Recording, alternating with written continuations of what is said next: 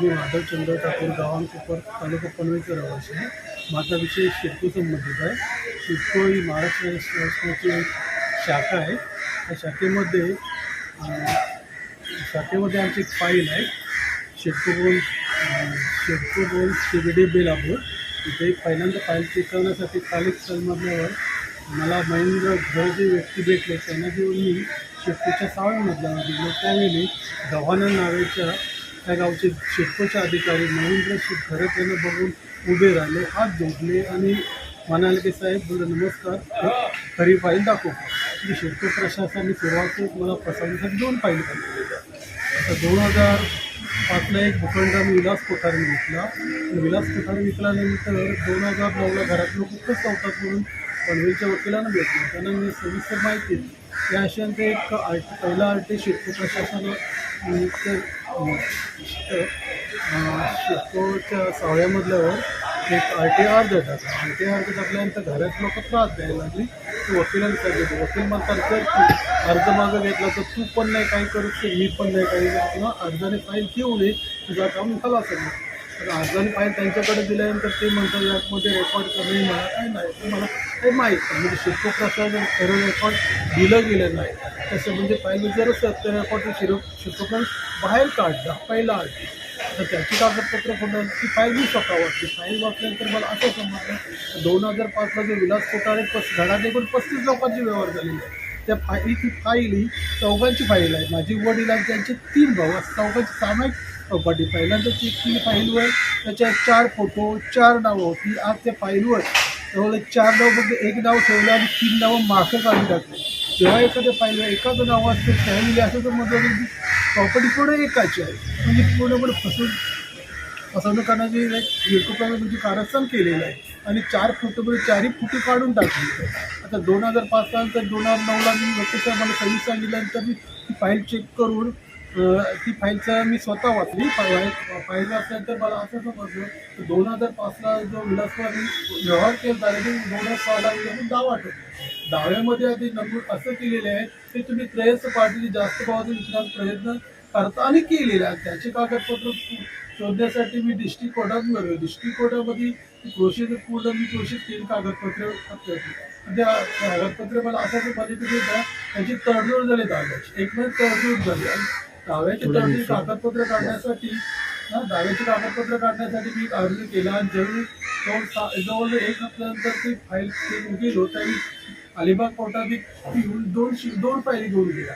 2 फायलीमध्ये एक फाईल मी स्वतः वाचली. आता अर्ज माझा एकच होता तर 2 फायली होती. आता अर्जामध्ये वाचल्यानंतर दाव्याची तडजोड झालेली आहे असं समजली. त्या तडजोडची रेकॉर्ड कागदपत्र काढण्यासाठी विलास कोठारी बिल्डर यांच्याकडे नवीन पनवेल नेहरू हॉलसेल जायला लागलो. किंवा विलास कोठारी मला असं म्हणालं तुला मी फसवले गेलेलं आहे आणि तुझ्याबद्दल 2 बँकेची नावं सांगली. तर बँकेमध्ये अकाउंट चेक करतं, कोणाच्या नावावर किती पैसे आहेत ते बघता. आणि दुसरं असं पण म्हणाले का तुझे म्हणजे भूखंड आहे, तुझे जो गॅस एजन्सीचा नंबर त्या नंबरने विकत दिला. गॅस नंबर 6531 आणि तिथं पण म्हणाला 5 आणि 8 काढ. म्हणजे मला असं समजलंय का विलास 2 भूखंड विकत गेलेले आहे. एक भूखंड 7 लाखांनी विकत घेतला, मी पहिला 40 लाखाने घेतला आणि तडजोड 20 लाखाने घेतलेला. दुसरा भूखंड 80 लाखाने घेतलेला आहे. आणि पण विदाउट पूर्ण संभाषण ऐकतात की व्यक्ती विलास कोठारी विचार साहेब तुम्ही दावा केला, दाव्यामध्ये जो भूखंडाचा उल्लेख नाही केलेला. तो विलास कोठारी असा म्हणतो का दावा जेव्हा केला तेव्हा भूखंडाची अलॉटमेंट झाली नव्हती आणि मी सही केली अलॉटमेंट नंतर केलेली आहे. म्हणजे 2 भूखंड विलास कोठारी विकले गेलेले आहेत. काय सर ते कागदपत्र आजपर्यंत मला प्रशासन देत नाही. मी कागदपत्र मिळवण्यासाठी मी जावळे जिल्हा न्यायाधीशांना भेटलो. जावळे साहेब बोलतात का आम्ही 2-3 वर्षात कागदपत्र चालून टाकतो. असं कधीच होऊ शकत नाही असं ते पण ते मला फसवतात. आता न्यायाधीश नंबर 1 चांबळे आणि प्रबंधक PP वडे त्यांचं पण म्हणणं असं होतं की कागदपत्र आज पण मला दिली गेली नाही.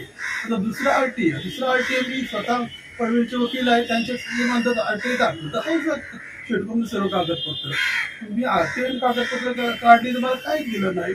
नंतर त्याच्याच अनुषंगाने त्यांच्याकडे जे कागदपत्र होते त्याच्या अनुषंगाने एक पनवेल दावा केला, 1,50,00,000 दावा केला.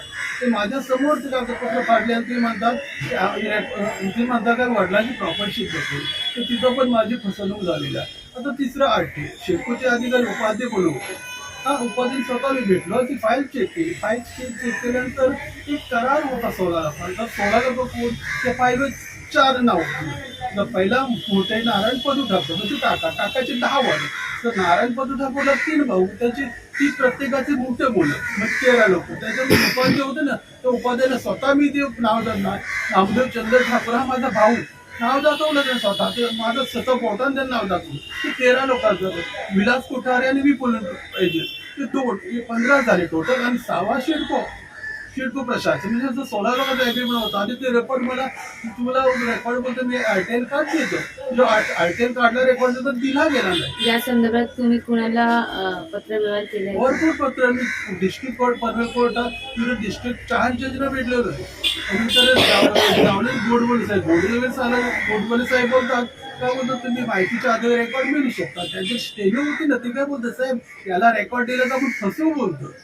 म्हणजे किती प्रशासन, म्हणजे किती आपलं पोचले बघा. मी इतके मोठमोठे अधिकाऱ्यांना भेटलो तरी मला काय रेकॉर्ड दिलाय. पनवेल कोर्ट रेकॉर्ड देत नाही, डिस्ट्रिक्ट कोर्ट रेकॉर्ड देऊन आम्ही त्यांच्या विरुद्ध हायकोर्टामध्ये तक्रार अर्ज केलेली आहे. म्हणजे एकंदरीत शासन प्रशासन, सिडको आणि तो जो बिल्डर आहे, जो कोणी काय कोठारी, विलास कोठारे, म्हणजे हे सगळे मिळून तुम्हाला तुमची फसवणूक करत आहेत असं तुमचा आरोप आहे. फार मोठी गँग तयार झाली. नुकसान गोरगरिबांना काहीच कागदपत्र देत सोडा, आम्ही स्वतः वारंट टाकल्याची बोलतोय. मग तुमचा काय अनुभव, एवढे दिवस तुम्ही प्रयत्न करताय पण कोणी लक्ष देत नाहीये, याबद्दल तुमचं काय म्हणणं आहे? काहीच नाही लक्ष देत. सर्व म्हणजे पुणे गँग बनलेले आहेत. नुकसान गोरगरिबांना आता मी स्वतः वारंट टाकली बोलतो. वारंट टाकायला करण्यासाठी आता मी आणि माझ्या आई वडिलांना 8 मुलं, 5 मुलं आणि 3 मुली.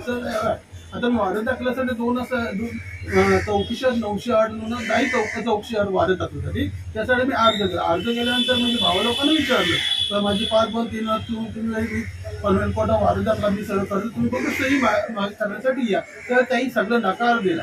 नकार दिल्यानंतर मी त्यांच्या विरुद्ध म्हणजे सावनीवाला म्हणून पनवेल कोर्टामध्ये 908 कृषी चालू केलं. जवळजवळ 1.5 महिन्याने माझ्या वकिलाच्या मुलांनी इतकं सांगितलं, तुझा वारंट टाकला तयार झालेला आहे, जर हातात मिळायचं आहे. तरी ते लोकांनी मला कोर्ट प्रशासन आणि बिल्डर लोकांनी, बिल्डर लोकांचंच कारस्थान, तरी पैशाची गरज किंवा राजकारणाची गरज, वाईट लोकांचं सर्व कारस्थान चालले, पण वारंट टाकला मिळू दिला नाही.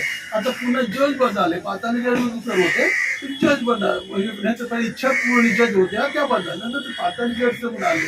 त्याने एक लेखी अर्ज दिला, असं समजलंय पनवेल कोर्टात वारंट टाकला तो मला दिलावा, तरी पण मिळू दिला गेला नाही. जवळजवळ पुन्हा 2 वर्ष 8 महिने 2 वर्ष मला 8 महिने वारंट टाकला दिला. आणि वारंट टाकला दिल्यानंतर कोर्टाचं शिपाईने मागील प्रत मिळाली अशी म्हणजे लिहून घेतात.